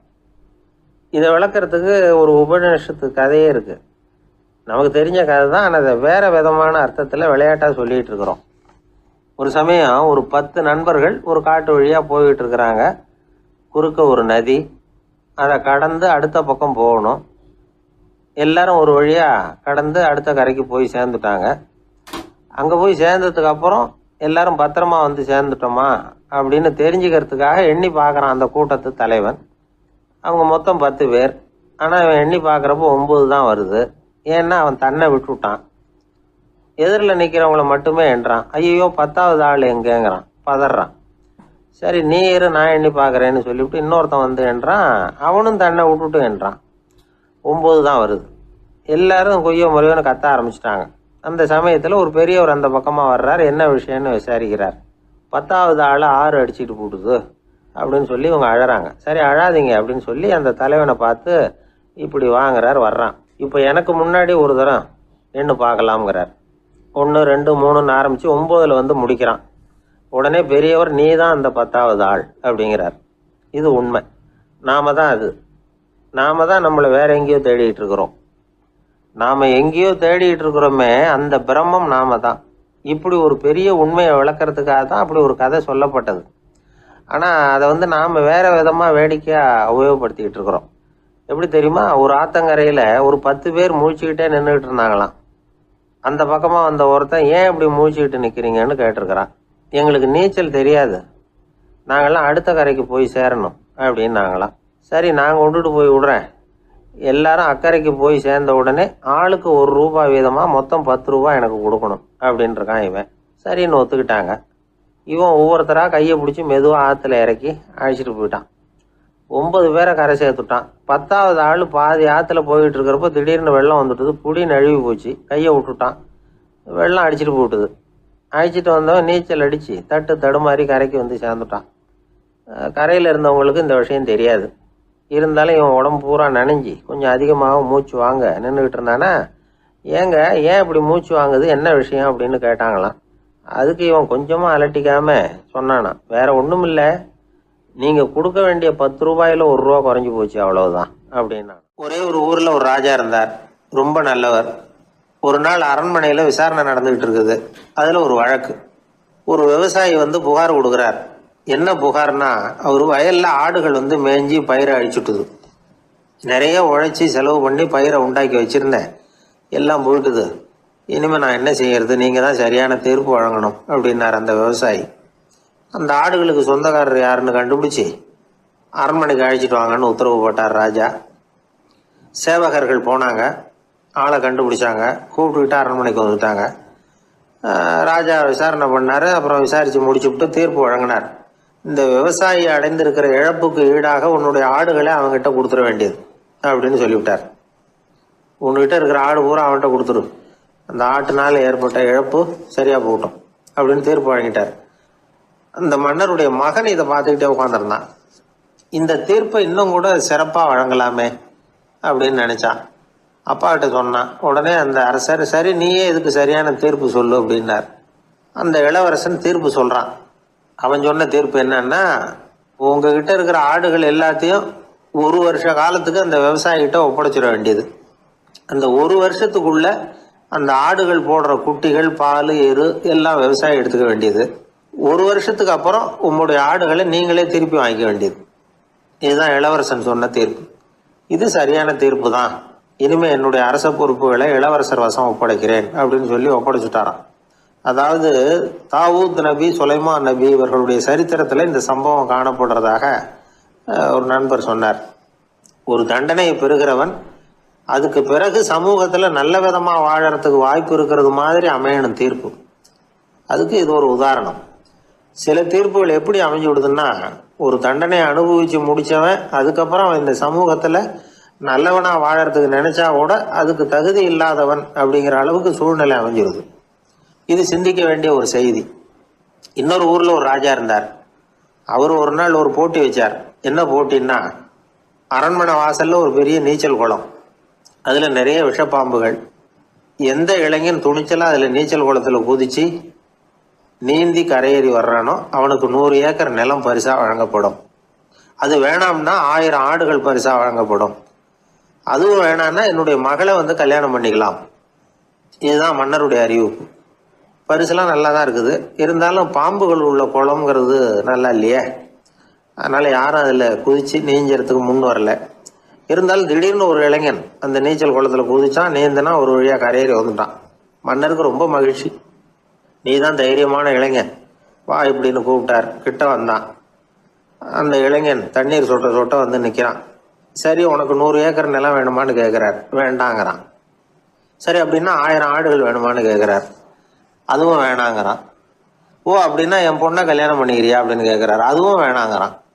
ராஜாவுக்கு ஒன்றும் புரியல. அப்படின்னா உனக்கு என்னதான் வேணும் அப்படிங்கிறார். என்னை பிடிச்சி இந்த குளத்துல தள்ளி விட்டவன் யாருங்கிறது எனக்கு தெரியணும் அப்படின்னா. ஒரு இளைஞன், வசதியான குடும்பம், அவனுக்கு வாழ்க்கையில நிம்மதி இல்ல, வாழவே பிடிக்கல, எல்லாம் வெறுத்து போச்சு. என்ன பண்ணலாம்னு யோசனை பண்ணான். ஒரு குருவை தேடிட்டு போனான். அவர்கிட்ட தான் வந்த விவரத்தை சொல்லி ஏதாவது வழி சொல்லுங்க சுவாமின்னு கேட்டான். அவரு பார்த்தார். சரி, அதுக்கு முன்னாடி உன்னை பத்தி கொஞ்சம் சொல்லு, எவ்வளவு படிச்சிருக்கிற, என்ன தெரியும் உனக்கு அப்படின்னு கேட்டார். சுவாமி, நான் ஒழுங்கா படிக்கல, எதுவும் தெரியாது, ஆனா ஒண்ணு, கொஞ்சம் சதுரங்கம் ஆட தெரியும் எனக்கு, அவ்வளவுதான். குரு கொஞ்சம் யோசனை பண்ணார். பக்கத்துல இருந்த ஒரு சீடனை கூப்பிட்டார். அவங்கிட்ட ஒரு பேரை சொல்லி, நீ உடனே போய் அந்த பிக்ஷுவை இங்க கூப்பிட்டுட்டு வா அப்படின்னார். வரும்பொழுது ஒரு சதுரங்க பலகையும் அதுல விளையாடுறதுக்கான காய்களையும் எடுத்துட்டு வா, அப்படியே நம்ம சீடர்கள் எல்லாரையும் இங்க வர சொல்லு அப்படின்னு சொன்னார். கொஞ்ச நேரத்துல எல்லாரும் வந்து சேர்ந்தாங்க. சதுரங்க பலகையை கொண்டாந்து வச்சாங்க. அந்த பிக்ஷுவும் வந்து சேர்ந்தார். குரு முன்னாடி அடக்கமா நின்னார். குரு அவரை கிட்டத்துல கூப்பிட்டு கொஞ்ச நேரம் சதுரங்கம் ஆடணும்னார். அந்த பிக்ஷுவுக்கு சதுரங்கம்னா என்னன்னு தெரியாது. இருந்தாலும் மறுப்பு எதுவும் சொல்லல. குரு சொன்னார், பிக்ஷுவே, நீர் என்னுடைய சீடர், என்னுடைய பேச்சை மறுக்காதவர், உம்முடைய அடக்கத்தையும் பணிவையும் நான் அறிவேன். எனக்காக உயிரையும் கொடுக்கறதாக சொல்லி இருக்கிறீங்க. இப்போ அதுக்கான வாய்ப்பு வந்திருக்குது. நீங்க இந்த இளைஞனோட சதுரங்கம் ஆடணும். தோத்து போனா இந்த வாளால தலையை சீவி விடுவேன். ஆனா இறந்தாலும் உமக்கு சொர்க்கம் நிச்சயம். நீங்கள் வெற்றி பெற்றுட்டா தோற்று போன இந்த இளைஞனின் தலையை சீவி விடுவேன். சரி, இப்போ நீங்க ஆட ஆரம்பிக்கலாம்னார். ஆட்டம் ஆரம்பமாச்சு. அந்த பிக்ஷு முகத்துல சலனமே இல்ல. சாவை பத்தி கவலைப்பட்டதாவே தெரியல. எதுவும் புரியலன்னாலும் குருவின் கட்டளைங்கிறதுனால ஏதோ ஒரு காயை நகர்த்திட்டு இருந்தார். சுத்தி இருந்த சீடர்கள் முகத்துல திகில், பயம், பாவம், நம்ம பிக்ஷு நிலைமை இப்படி ஆயிட்டுதே அப்படிங்கிற கவலை. குரு கையில பெரிய வாள் பளபளப்பா தயாரா இருக்குது. பிக்ஷு காயை நகர்த்துறது ஆரம்பத்திலேயே ஆச்சரியமா தெரிஞ்சாலும் அவருக்கு சதுரங்கம் பத்தி எதுவுமே தெரியாதுங்கிறது இளைஞனுக்கு புரிஞ்சு போச்சு. அவனுக்கு உற்சாகம் வந்துட்டது. சுறுசுறுப்பா காய்களை நகர்த்த ஆரம்பிச்சான். பிக்ஷு கொஞ்சம் கொஞ்சமா தோத்துக்கிட்டே வந்தார். சுத்தி இருக்கிற சீடர்கள் முகத்துல சொல்ல முடியாத வேதனை. இளைஞன் முகத்துல மகிழ்ச்சி. நிமிர்ந்து பார்த்தான் எதிரில இருந்த பிக்ஷுவை. அவர் முகத்தை பார்த்ததும் இவனுக்கு ரொம்ப பாவமா இருந்தது. அந்த முகத்துலதான் எவ்வளவு சாந்தம், எவ்வளவு இனிமை, அவர் கண்கள்ல எவ்வளவு கருணை. இவர் சாகத்தான் வேணுமா? இளைஞன் யோசிக்க ஆரம்பிச்சான். நாம இறந்து போனா யாருக்கும் எந்த இழப்பும் இல்ல. வீணாகி போன தன்னுடைய வாழ்வும் சாவும் யாரையும் பாதிக்க போறதில்ல. ஆனா துறவியும் ஞானியுமான கருணை மிக்க இந்த பிக்ஷு இறந்தா அது எவ்வளவு பெரிய இழப்பு. அதுக்கு நாம காரணமா இருக்கிறதா அப்படின்னு நினைச்சு பார்த்தான் அந்த இளைஞன். உடனே கண்ணாமண்ணான்னு விளையாட ஆரம்பிச்சுட்டான். அதாவது தான் தோத்து போகணுங்கிறதுக்காகவே. ஆட்டத்தை கூர்ந்து கவனிச்சுக்கிட்டு இருந்த குரு திடீர்னு சதுரங்க பலகையை கழுத்து தள்ளினார். காய்கள்லாம் செதறி போட்டுது. எல்லாரும் திகைச்சு போயிட்டாங்க. யாருக்கும் வெற்றி தோல்வி இல்லைன்னு அறிவிக்கிறேன் குரு. தம்பி, உன்னுடைய மன ஒருமைப்பாட்டை கவனிச்சேன். முழுமையா ஆட்டத்துல மூழ்கி போனதையும் பார்த்தேன். கடைசியில உயிர் தியாகம் பண்ண முடிவெடுத்து தாறுமாறா ஆட ஆரம்பிச்சதையும் கவனிச்சேன். வாழ்க்கை என்னங்கிறதும் எந்த வாழ்க்கை பயனுள்ள வாழ்க்கைங்கிறதும் உனக்கு புரிஞ்சுட்டுது. இப்ப இங்க அதை நீ கத்துக்கிட்ட. உன்னுடைய மனம் பக்குவ நிலையை அடைஞ்சுட்டுது. தியாகம் உன்னுடைய இதயத்துல குடி வந்துட்டுது. அது எங்க இருந்தாலும் நல்லதுதான். உனக்குள்ள இருந்துதான் அந்த தியாகம் வந்திருக்கு. அதை நீ அடையாளம் கண்டுபிடிச்சுக்கிட்ட. நீ இனிமே கொஞ்ச காலம் இங்கேயே இருந்துட்டு போகலாம். உன்னுடைய வாழ்வு பயனுள்ள வாழ்வா மாறும் அப்படின்னு சொல்லி அந்த குரு ஆசீர்வாதம் பண்ணார். இந்த காலத்திலயும் ஒருத்தர் அது மாதிரி தன்னுடைய வாழ்க்கையை பயனுள்ளதாக ஆக்கிக்கணும்னு ஆசைப்பட்டார். உடனே சதுரங்கம் ஆட ஆரம்பிச்சார். அப்புறம் சீட்டாட ஆரம்பிச்சார். கொஞ்ச நாள் கழிச்சு அவரை பார்த்த நண்பர் ஒருத்தர் கேட்டார், என்னங்க சீட்டாட ஆரம்பிச்ச பிறகு வாழ்க்கை பயனுள்ளதா ஆச்சா அப்படின்னு கேட்டார். ஆச்சுன்னார் அவர். யாருக்கு, உங்களுக்கான்னு கேட்டார். இல்லைங்க, நான் யாரோட ஆடுனோ அவருக்கு வாழ்க்கை பயனுள்ளதா ஆச்சு அப்படின்னு ஒரு விளக்கம் கொடுத்தாராம். அதனால வாழ்க்கைங்கிறது ரொம்ப நுட்பமான ஒன்று. அந்த நுட்பமான வாழ்க்கையை புரிஞ்சுக்கிட்டு அதுக்கப்புறம் அதை பயனுள்ளதாக மாற்றிக்கொள்ள வேண்டியது மனிதர்களுடைய கடமை. ஒரு நண்பர் யாருக்கோ ஃபோன் பண்ணிட்டு இருந்தார். அவர் பேசி முடிச்சதும் நான் அவரை பார்த்து, இப்போ ஃபோன் பண்ணீங்களே, அந்த ஃபோன் நம்பர் என்ன அப்படின்னு கேட்டேன். அவர் தலையை சொரிஞ்சுக்கிட்டார். ஞாபகம் வரலன்னார். சரி சார், அதை விடுங்க, உங்கள் மனைவி பேர் என்ன அப்படின்னு கேட்டேன். மாலதின்னார். என்ன சார் இது வேடிக்கை, கொஞ்ச நேரத்துக்கு முன்னாடி பேசின ஃபோன் நம்பர் மறந்து போச்சு. எப்போவோ கல்யாணம் பண்ணிக்கிட்ட மனைவி பேர் மறக்கலை, அதை கரெக்டாக சொல்லிவிட்டீங்களே அப்படின்னு கேட்டேன். அவர் என்ன ஒரு மாதிரியாக பார்த்தார்.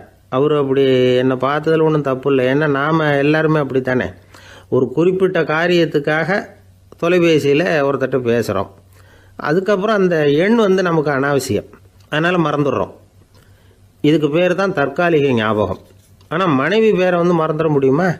முடியாது. அது அவசியமான ஒன்று. அடிக்கடி அந்த பேரை உபயோகப்படுத்துகிறோம். அதனாலேயும் அது முக்கியங்கிறதுனாலேயும் அதை மறக்கறதில்ல. இதுக்கு பேர் நிரந்தர ஞாபகம். சரி, இந்த தற்காலிக ஞாபகம், நிரந்தர ஞாபகம், இது 2 ஞாபக அளவுகளையும் கட்டுப்படுத்துறது எது அப்படின்னா மூளைக்குள்ளே நடக்கிற மின்சார நடவடிக்கைகள் தான். தற்காலிக ஞாபகம் ஒரு மின்னல் மாதிரி தோன்றி மறையுது. நிரந்தர ஞாபகம் ஒரு படிவம் போல மூளையில் படிஞ்சுடுது. ஒரு சம்பவத்தின் பல பிரதிகள் மூளையில் பல்வேறு பகுதிகளிலேயும் படிகிறதுனால ஒன்று மறைஞ்சாலும் மறந்தாலும் இன்னொன்று மறையறதில்ல. இப்படிப்பட்ட நிலைமையில தான் இந்த தொண்டையில் இருக்கு, வாயில் வரமாட்டேங்குது சார் அப்படிமா. ஒருத்தருக்கு எந்த துறையில் ஆர்வமும் ஈடுபாடும் அதிகமோ அது சம்பந்தமான ஞாபக சக்தி அதிகமாக இருக்கும். தொழிலை விரும்புகிற ஒரு டெலிஃபோன் ஆப்ரேட்டருக்கு எண்கள்லாம் நல்ல ஞாபகம் இருக்கும். அது மாதிரி கவிஞர்களுக்கு வார்த்தைகள் நல்ல ஞாபகத்தில் இருக்கும். இது ஒரு பக்கம் இருந்தாலும் ஒரு மூளை எண்களை விட எழுத்துக்களை விட படங்களை ரொம்ப சுலபமாக ஞாபகத்தில் வச்சுக்குது. புரிஞ்சுக்கிற தன்மை, அனுபவம், புத்தி கூர்மை இது கூடி குறையிறத பொறுத்து ஞாபக சக்தியும் ஏறும் இறங்கும். இப்போ உதாரணத்துக்கு ஒரு பையனுக்கு படித்தது எதுவும் ஞாபகத்தில் இல்லைன்னா அவன் அதை சரியாக புரிஞ்சுக்கலைன்னு அர்த்தம். இந்த மறதிங்கிறது எந்த சமயத்தில் ஒரு பிரச்சனை ஆகுது தெரியுமா? உங்களுக்கு வேண்டியப்பட்ட ஒருத்தரை ஞாயிற்றுக்கிழமை சாயந்தரம் சரியாக 5 மணிக்கு கடற்கரைக்கு வர சொல்லிவிட்டு அந்த நேரத்தை மறந்துவிட்டா அது பரவாயில்ல, வர சொன்னதையே மறந்துவிட்டா தான் நிலைமை மோசம்னு அர்த்தம். இப்படி இருந்தால் இது சிகிச்சை எடுத்துக்க வேண்டிய நிலைமைங்கிறத புரிஞ்சுக்கணும். ஆமாம், இதுக்கும் மருந்து இருக்குது. ஆனால் மூளை குறிப்பிட்ட அளவுக்கும் கீழே இயங்குறப்போவோ இன்னொன்று சொல்லுவாங்க, இந்த நியூரோ டிரான்ஸ்மிட்டர் அப்படின்னு சொல்லுவாங்க. அப்படிங்கிற மூளை ரசாயனம் ரொம்பவும் குறைஞ்சி போகிறப்போ மட்டும்தான் உபயோகப்படும். டாக்டர் என்ன சொல்கிறாங்க தெரியுமா? மூளையை பொறுத்த வரைக்கும் அதில் ஞாபக சக்தி அதிகமாக உள்ள மூளை, மறதி உள்ள மூளை அப்படின்னு ஒன்றும் கிடையாது அப்படிங்கிறாங்க. நினைவு வச்சுக்கிறதுக்கு பயிற்சி அளிக்கப்பட்ட மூளை, பயிற்சியற்ற மூளை அப்படின்னு வேணும்னா சொல்லலாம் அப்படின்னு சொல்கிறாங்க. அதனால் நம்ம ஞாபக சக்திங்கிறது நம்மக்கிட்ட இருக்கிற பயிற்சி, முயற்சி இதை பொறுத்து தான் அமையும். ஒருத்தர் ஒரு பென்சிலை எங்கேயோ வச்சுக்கிட்டு தேடிக்கிட்டு இருந்தார். அப்புறம் என்னமோ தீவிரமாக யோசனை பண்ணி அதை ஞாபகப்படுத்தி பார்த்துக்கிட்டு இருந்தாராம். எதிரில் உட்காந்துருந்தவர் சொன்னார், பென்சிலை தானே தேடிக்கிட்டு இருக்கீங்க, அது உங்கள் வலது காதில் இருக்குது சார் அப்படின்னாராம் அவர். இதுக்கு அவர் சொல்லியிருக்காரு, பென்சிலை வலது காதில் தான் வச்சுருக்கேங்கிறது எனக்கு நல்லா ஞாபகம் இருக்குது, ஆனால் எது வலது காதுங்கிறது தான் மறந்து போச்சு அப்படின்னாராம். அவர் அதை தான் யோசிச்சுட்டு இருந்திருக்கிறார். ஒரு ஊரில் ஒரு குரு இருந்தார், ஜென் குரு. அவரை தேடிட்டு ஒரு மன்னர் வந்தார். வந்தவர் ஜப்பான் மன்னர். தோட்டக்கலையை பற்றி தெரிஞ்சுட்டு போகிறதுக்காக அவர் வந்தார். எப்படி தோட்டம் அமைக்கிறது அப்படிங்கிறத பற்றி அந்த குரு விவரமாக சொல்லி கொடுத்தாரு. 1 நாள் 2 நாள் இல்லை, 3 வருஷம் கற்றுக் கொடுத்தார். அதுக்கப்புறம் சொன்னார், நான் கற்றுக் கொடுத்துட்டேன், இனிமேல் நீங்கள் போகலாம், போய் தோட்டம் அமைக்கலாம், அதுதான் உங்களுக்கு பரிசை. தோட்டம் அமைச்ச பிறகு சொல்லி அனுப்புங்க, நான் பார்க்குறேன். நீங்கள் இங்கே என்னவெல்லாம் கற்றுக்கிட்டீங்களோ அதையெல்லாம் அங்கே செயல்முறையில் செஞ்சு காட்டுங்க அப்படின்னு சொல்லி அனுப்பி வச்சார். மன்னர் போனார். அரண்மனைக்கு பக்கத்திலேயே ஒரு பெரிய தோட்டத்தை உண்டு பண்ணினார். அழகான மரங்களையும் செடிகளையும் உருவாக்கினார். கிட்டத்தட்ட 1000 தோட்டக்காரர்களை பயன்படுத்தி 3 வருஷங்கள் முயற்சி பண்ணி அந்த அழகான தோட்டத்தை உருவாக்கினார். குருக்கிட்ட இருந்து செய்தி வந்தது, நாளைக்கு தோட்டத்தை பார்க்குறேன் அப்படின்னு. மன்னர் உடனே சுறுசுறுப்பாயிட்டார். முதல் நாளே தோட்டத்தை சுத்தப்படுத்தினார். ராத்திரி பூரா யாரும் தூங்கலை. எல்லாருக்கும் தோட்டத்தை ஒழுங்குபடுத்துகிற வேலை. அது அந்தந்த இடத்துல ஒழுங்காக இருக்குதா அப்படின்னு சரி பார்த்தாங்க. ஒரு தவறும் இல்லாத வகையில் அதை ஒழுங்குபடுத்தினாங்க. மறுநாள் குரு வந்தார், தோட்டத்தை பார்த்தார். அவருக்கு கோபம் வந்துட்டுது. மன்னருக்கு ஆச்சரியம், எப்பவும் சிரிச்சுக்கிட்டே இருக்கிறவர் இப்போ எப்படி இருக்கிறாரே அப்படின்னு. மெதுவாக குருக்கிட்ட போய் எல்லாம் சரியாக தானே இருக்குது அப்படின்னார். எல்லாம் சரிதான், ஆனாலும் எங்கே அந்த பொன்னிற காற்று அப்படின்னார். உதிர்ந்த இலைகள், பொன் மஞ்சள் நிற இலைகள் காற்றில் அப்படி புரண்டு ஓடுவதை நான் பார்க்க முடியவில்லையே அப்படின்னாராம். அது இல்லாமல் இந்த தோட்டம் உயிரோட்டம் உள்ளதாக இருக்காது, இதில் பாடல் இல்லை, ஆடல் இல்லை, அதெல்லாம் இல்லாமல் இந்த தோட்டம் ரொம்பவும் செயற்கையாக தெரியுதுன்னாராம். மன்னர் இப்போ தான் யோசனை பண்ணார்.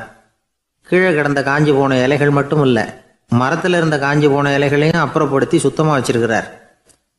இறப்பும் வாழ்க்கையினுடைய ஒரு பகுதி தான். மரணம்ங்கிறது வாழ்க்கைக்கு எதிரானது அல்ல, அதை நிரப்பும் ஒரு பகுதி தான் அது. மரணம் இல்லையில் வாழ்க்கையே இல்லை அப்படிங்கிறது பெரியவங்க கருத்து. இப்போ அந்த தோட்டம் அழகாக தான் இருக்குது, இருந்தாலும் அது ஒரு ஓவியம் மாதிரி உயிர் இல்லாமல் இருக்கு. குரு ஒரு வாளியை கையில் எடுத்துக்கிட்டார். தோட்டத்தை விட்டு வெளியில் போனார். ஏற்கனவே வீசி எறிந்த அந்த சருகுகளை எல்லாம் அள்ளி கொண்டுகிட்டு வந்தார். உள்ள எல்லா இடங்கள்லையும் அதை வீசினார். உடனே காற்று அந்த காய்ந்த சருகுகளையும் பழுத்த இலைகளையும் அசைக்க ஆரம்பிச்சுட்டுது. இப்போ அங்கே சலசல சத்தம், சங்கீதம், இலைகளின் நடனம், ஓவியம் மாதிரி இருந்த அந்த தோட்டத்துக்கு இப்போ உயிர் வந்துட்டுது. இதுதான் அந்த பொன்னான காற்று அப்படின்னாராம் குரு. மன்னருக்கு புரிஞ்சுது.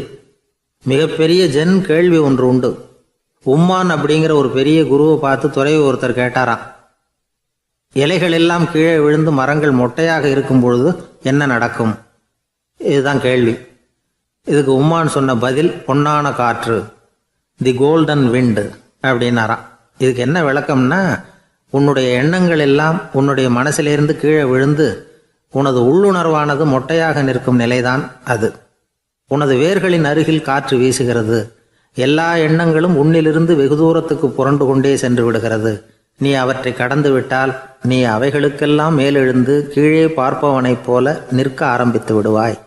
அதுதான் தியானம் என்பது அப்படின்னு சொல்றாங்க. தியானம்ங்கிறது எண்ணத்துக்கு எதிரானதில்லை. தியானம்ங்கிறது எண்ணங்களை கடந்து செல்வது தான். அதுக்கப்புறம் நாம் பொன்னிற காற்றில் ஆட ஆரம்பிச்சிருவோம். இதுதான் பெரியவர்கள் சொல்கிறது. என்கிட்ட ஒருத்தர் தோட்டம் அமைக்கணும்னு யோசனை கேட்டு வந்தார். எல்லாம் சொல்லி கொடுத்தேன். செடிகள்லாம் செழிப்பாக வளரணும்னா வேர் காயாமல் பார்த்துக்குங்க, தினமும் தண்ணி விடுங்க அப்படின்னு சொல்லி அனுப்பி வச்சேன். ஒரு மாதம் கழிச்சு ஒரு தோட்டத்தை பார்க்கறதுக்காக போனேன். போய் பார்த்தா எல்லா செடியும் வாடி கிடக்குது. என்னங்க இப்படி பண்ணிவிட்டீங்கன்னு. நீங்கள் சொன்னபடி தான் செஞ்சேன்னார். என்ன செஞ்சீங்கன்னு கேட்டேன். வேர் காயாமல் பார்த்துக்க சொன்னீங்க, தினமும் ஒரு தடவை எல்லா செடியையும் ஒவ்வொன்றா பிடுங்கி பார்த்து வேர் காயாமல் இருக்கா அப்படின்னு பார்த்துட்டு அதுக்கப்புறம் தண்ணி பாய்ச்சினேன், அவ்வளவுதான் அப்படின்னார். அந்த ஆளை கண்டா ஏன் இப்படி முகத்தை திருப்பிக்கிட்டு வர்றீங்க அப்படின்னு கேட்டார் ஒருத்தர் நண்பர்கிட்ட. எலெக்ஷனில் அவன் எதிர்த்து நின்னவன் சார், என்ன அவங்ககிட்ட நமக்கு என்ன பேச்சுவார்த்தை அப்படின்னாராம் ரொம்ப கோபமாக இவர். சரி, அந்த ஆள் யாருன்னு கேட்டேன். என் கூட பிறந்த தம்பி தான் சார் அப்படின்னார் அந்த கோபம் குறையாமல். அதாவது நம்ம ஊர் நிலவரம் இப்படி. அதாவது அண்ணனும் தம்பியும் எதிர்த்து நிற்பாங்க தேர்தலில், ஒருத்தர் கண்டா பேசிக்கிறது இல்லை. ஆனால் இங்கிலாந்தில் எப்படி தெரியுமா, அங்கே ஒரே மேடையில் போட்டி போடுற 2 வேட்பாளர்களும் பேசுவாங்களாம், பட்டிமன்றம் மாதிரி. ஒருத்தர் முதல்ல எழுந்திருப்பார், நான் இந்த தேர்தலில் வெற்றி பெற்றால் என்னென்ன செய்வேன் அப்படின்னு சொல்லிவிட்டு உட்காருவார். அதுக்கப்புறம் அடுத்தவர் எழுந்திருப்பார், அவர் சொல்லுவார், நான் வெற்றி பெற்றால் இந்த மக்களுக்கு என்னென்ன செய்வேன், இந்த நாட்டுக்கு என்னென்ன செய்வேன் அப்படிங்கிறத சொல்லிவிட்டு உட்காருவார். 2 பேரும் ஒரே மேடையில் பேசுவாங்க. மக்கள் 2 பேர் பேச்சையும் கேட்டுக்கிட்டு ஒரு முடிவுக்கு வருவாங்க. இதுதான் அங்கே உள்ள பழக்கம். இங்கே அப்படி இல்லை. இங்கே ஒருத்தர் பார்த்தாவே முகத்தை திருப்பிக்கிறது. ஒரு தடவை இது மாதிரி ஒரு கூட்டம் நடந்துகிட்டு இருக்கு அங்கே வெளிநாட்டில் தான். நேரத்துக்கு சரியாக ஒரு வேட்பாளர் சேரலை. இது இங்கிலாந்தில் நடந்த நிகழ்ச்சி. அப்புறம் என்னாச்சுன்னா, ஒருத்தர் வந்துட்டாரு, இன்னொருத்தர் சேரலை. அப்புறம் உடனே அந்த ஒருத்தர் வந்தவர் பேச ஆரம்பிச்சிட்டார். அதாவது அந்த இன்னொருத்தர் சார்பாகவே பேசிட்டாராம். அதாவது அவர் வரல, நான் அவர் சார்பாக நான் பேசிடுறேன். அதாவது அவர் ஜெயிச்சுட்டா அவர் என்னென்ன செய்வார் இந்த நாட்டுக்கு அப்படின்னு சொல்லி அவர் பக்கத்தில் உள்ள நியாயத்தை எடுத்து இவரே சொல்லிட்டாராம். இப்படிலாம் அங்கே நடந்துதான். இது எப்பேற்பட்ட தேர்தல் பண்பாடு பாருங்க. அதனால இன்னொரு விஷயம், இப்போ இங்கிலாந்துலாம் ஓட்டு கேட்குறப்ப வெற்றியா தோல்வியாங்கிறத ஓரளவுக்கு யூகிச்சுடலாமா. இப்போ ஒரு வேட்பாளர் ஒரு வீட்டுக்கு முன்னாடி போய் நின்று எனக்கு ஓட்டு போடுங்கன்னு கேட்குறாருன்னு வச்சுங்களேன். அதுக்கு என்ன பார்த்து செய்கிறோம், போயிட்டு வாங்க அப்படின்னு சில வீடுகளில் வாசலில் நின்னே சொல்லி அனுப்பிச்சிருவாங்களாம். வேற சில வீடுகளில் எப்படின்னா, வேட்பாளரை வீட்டுக்குள்ளே கூப்பிட்டு காபி சாப்பிட சொல்லி உபசரித்து அதுக்கப்புறம் அனுப்பி வைக்கிறது வழக்கமா. இதில் எந்த வீட்டு ஓட்டு நிச்சயம் தெரியுமா? வாசலில் நின்னே வழி அனுப்பி வச்சுடுறாங்க பாருங்க, அவங்க ஓட்டு நிச்சயம். உள்ளே கூப்பிட்டு காப்பி கொடுத்து அனுப்புகிறாங்க பாருங்க, அவங்க ஓட்டு நிச்சயம் இல்லையா. சரி, அப்புறம் ஏன் அந்த உபசரிப்பு அப்படின்னு கேட்டால் அதுக்கு ஒரு காரணத்தை சொல்கிறாங்க. அதாவது அது ஒரு அனுதாபத்தை தெரிவிக்கிற முறையா. ஐயோ பாவம், நாம் இவருக்கு ஓட்டு தான் போட போகிறதில்ல, எதையாவது செய்வோம், காப்பியாவது சாப்பிட்டு போட்டோம் அப்படிங்கிற எண்ணமா. இப்படி அந்த ஒரு பழக்கம். ஆக அந்த ஊரில் நிறைய காப்பி சாப்பிடணும்னு ஒருத்தர் ஆசைப்பட்டால் தேர்தலில் தோற்று போகிறதுக்கு தயாராக இருக்கணும். ஒரு சமயம் ஒரு ஊரில் தேர்தல் நடந்துதான். ஒரு தொகுதியில் நின்று தோற்று போன ஒருத்தர் கையில் ஒரு துப்பாக்கியோட ஊருக்குள்ளே சுற்றிக்கிட்டு இருந்தாராம். ஒரு போலீஸ்காரர் அவரை பார்த்துட்டு சந்தேகப்பட்டிருக்கார். அதனால் அவரை தடுத்து நிறுத்தி, என்ன இது துப்பாக்கியோட சுற்றுறீங்களேன்னு விசாரிச்சிருக்கார். இதுக்கு அவர் சொன்னாராம், சார் இந்த தொகுதியில் மொத்தம் 1,00,000 வாக்காளர்கள், அதில் எனக்கு 10,000 பேர் மட்டும்தான் எனக்கு ஓட்டு போட்டிருக்கிறாங்க. அப்படின்னா எனக்கு வேண்டாதவங்க இந்த தொகுதியில் 90,000 பேர் இருக்கிறாங்கன்னு அர்த்தம். இப்படி ஒரு சூழ்நிலையில் நான் என்னுடைய பாதுகாப்புக்கு ஆயுதம் இல்லாமல் நடமாடலாமா அப்படின்னு கேட்டாராம். எவ்வளவு எச்சரிக்கை பாருங்க. நம்ம ஊரில் சில பேர் ஓட்டு கேட்குற விதமே தனி. ஒருத்தர் ரொம்ப சாமர்த்தியமாக ஓட்டு கேட்பாராம். அவர் எப்படின்னா, ஒரு வீட்டுக்கு போகிறாருன்னு வச்சுங்களேன், அந்த நேரம் அந்த வீட்டுக்காரரு என்ன செஞ்சுக்கிட்டு இருக்கிறாரோ அதே வேலையை இவரும் கொஞ்ச நேரம் செய்வாராம், அவருக்கு ஒத்தாசையா. அதுக்கப்புறம் மெதுவாக பேச்சு கொடுப்பார், ஓட்டு கேட்பார், இது மாதிரி எலெக்ஷனில் நிற்கிறேன் கவனிக்கணும்னு. அது மாதிரி ஒரு தடவை அவர் போனப்போ அங்கே அவர் என்ன பண்ணிட்டு இருக்காரு, வீட்டுக்கு பின்னாடி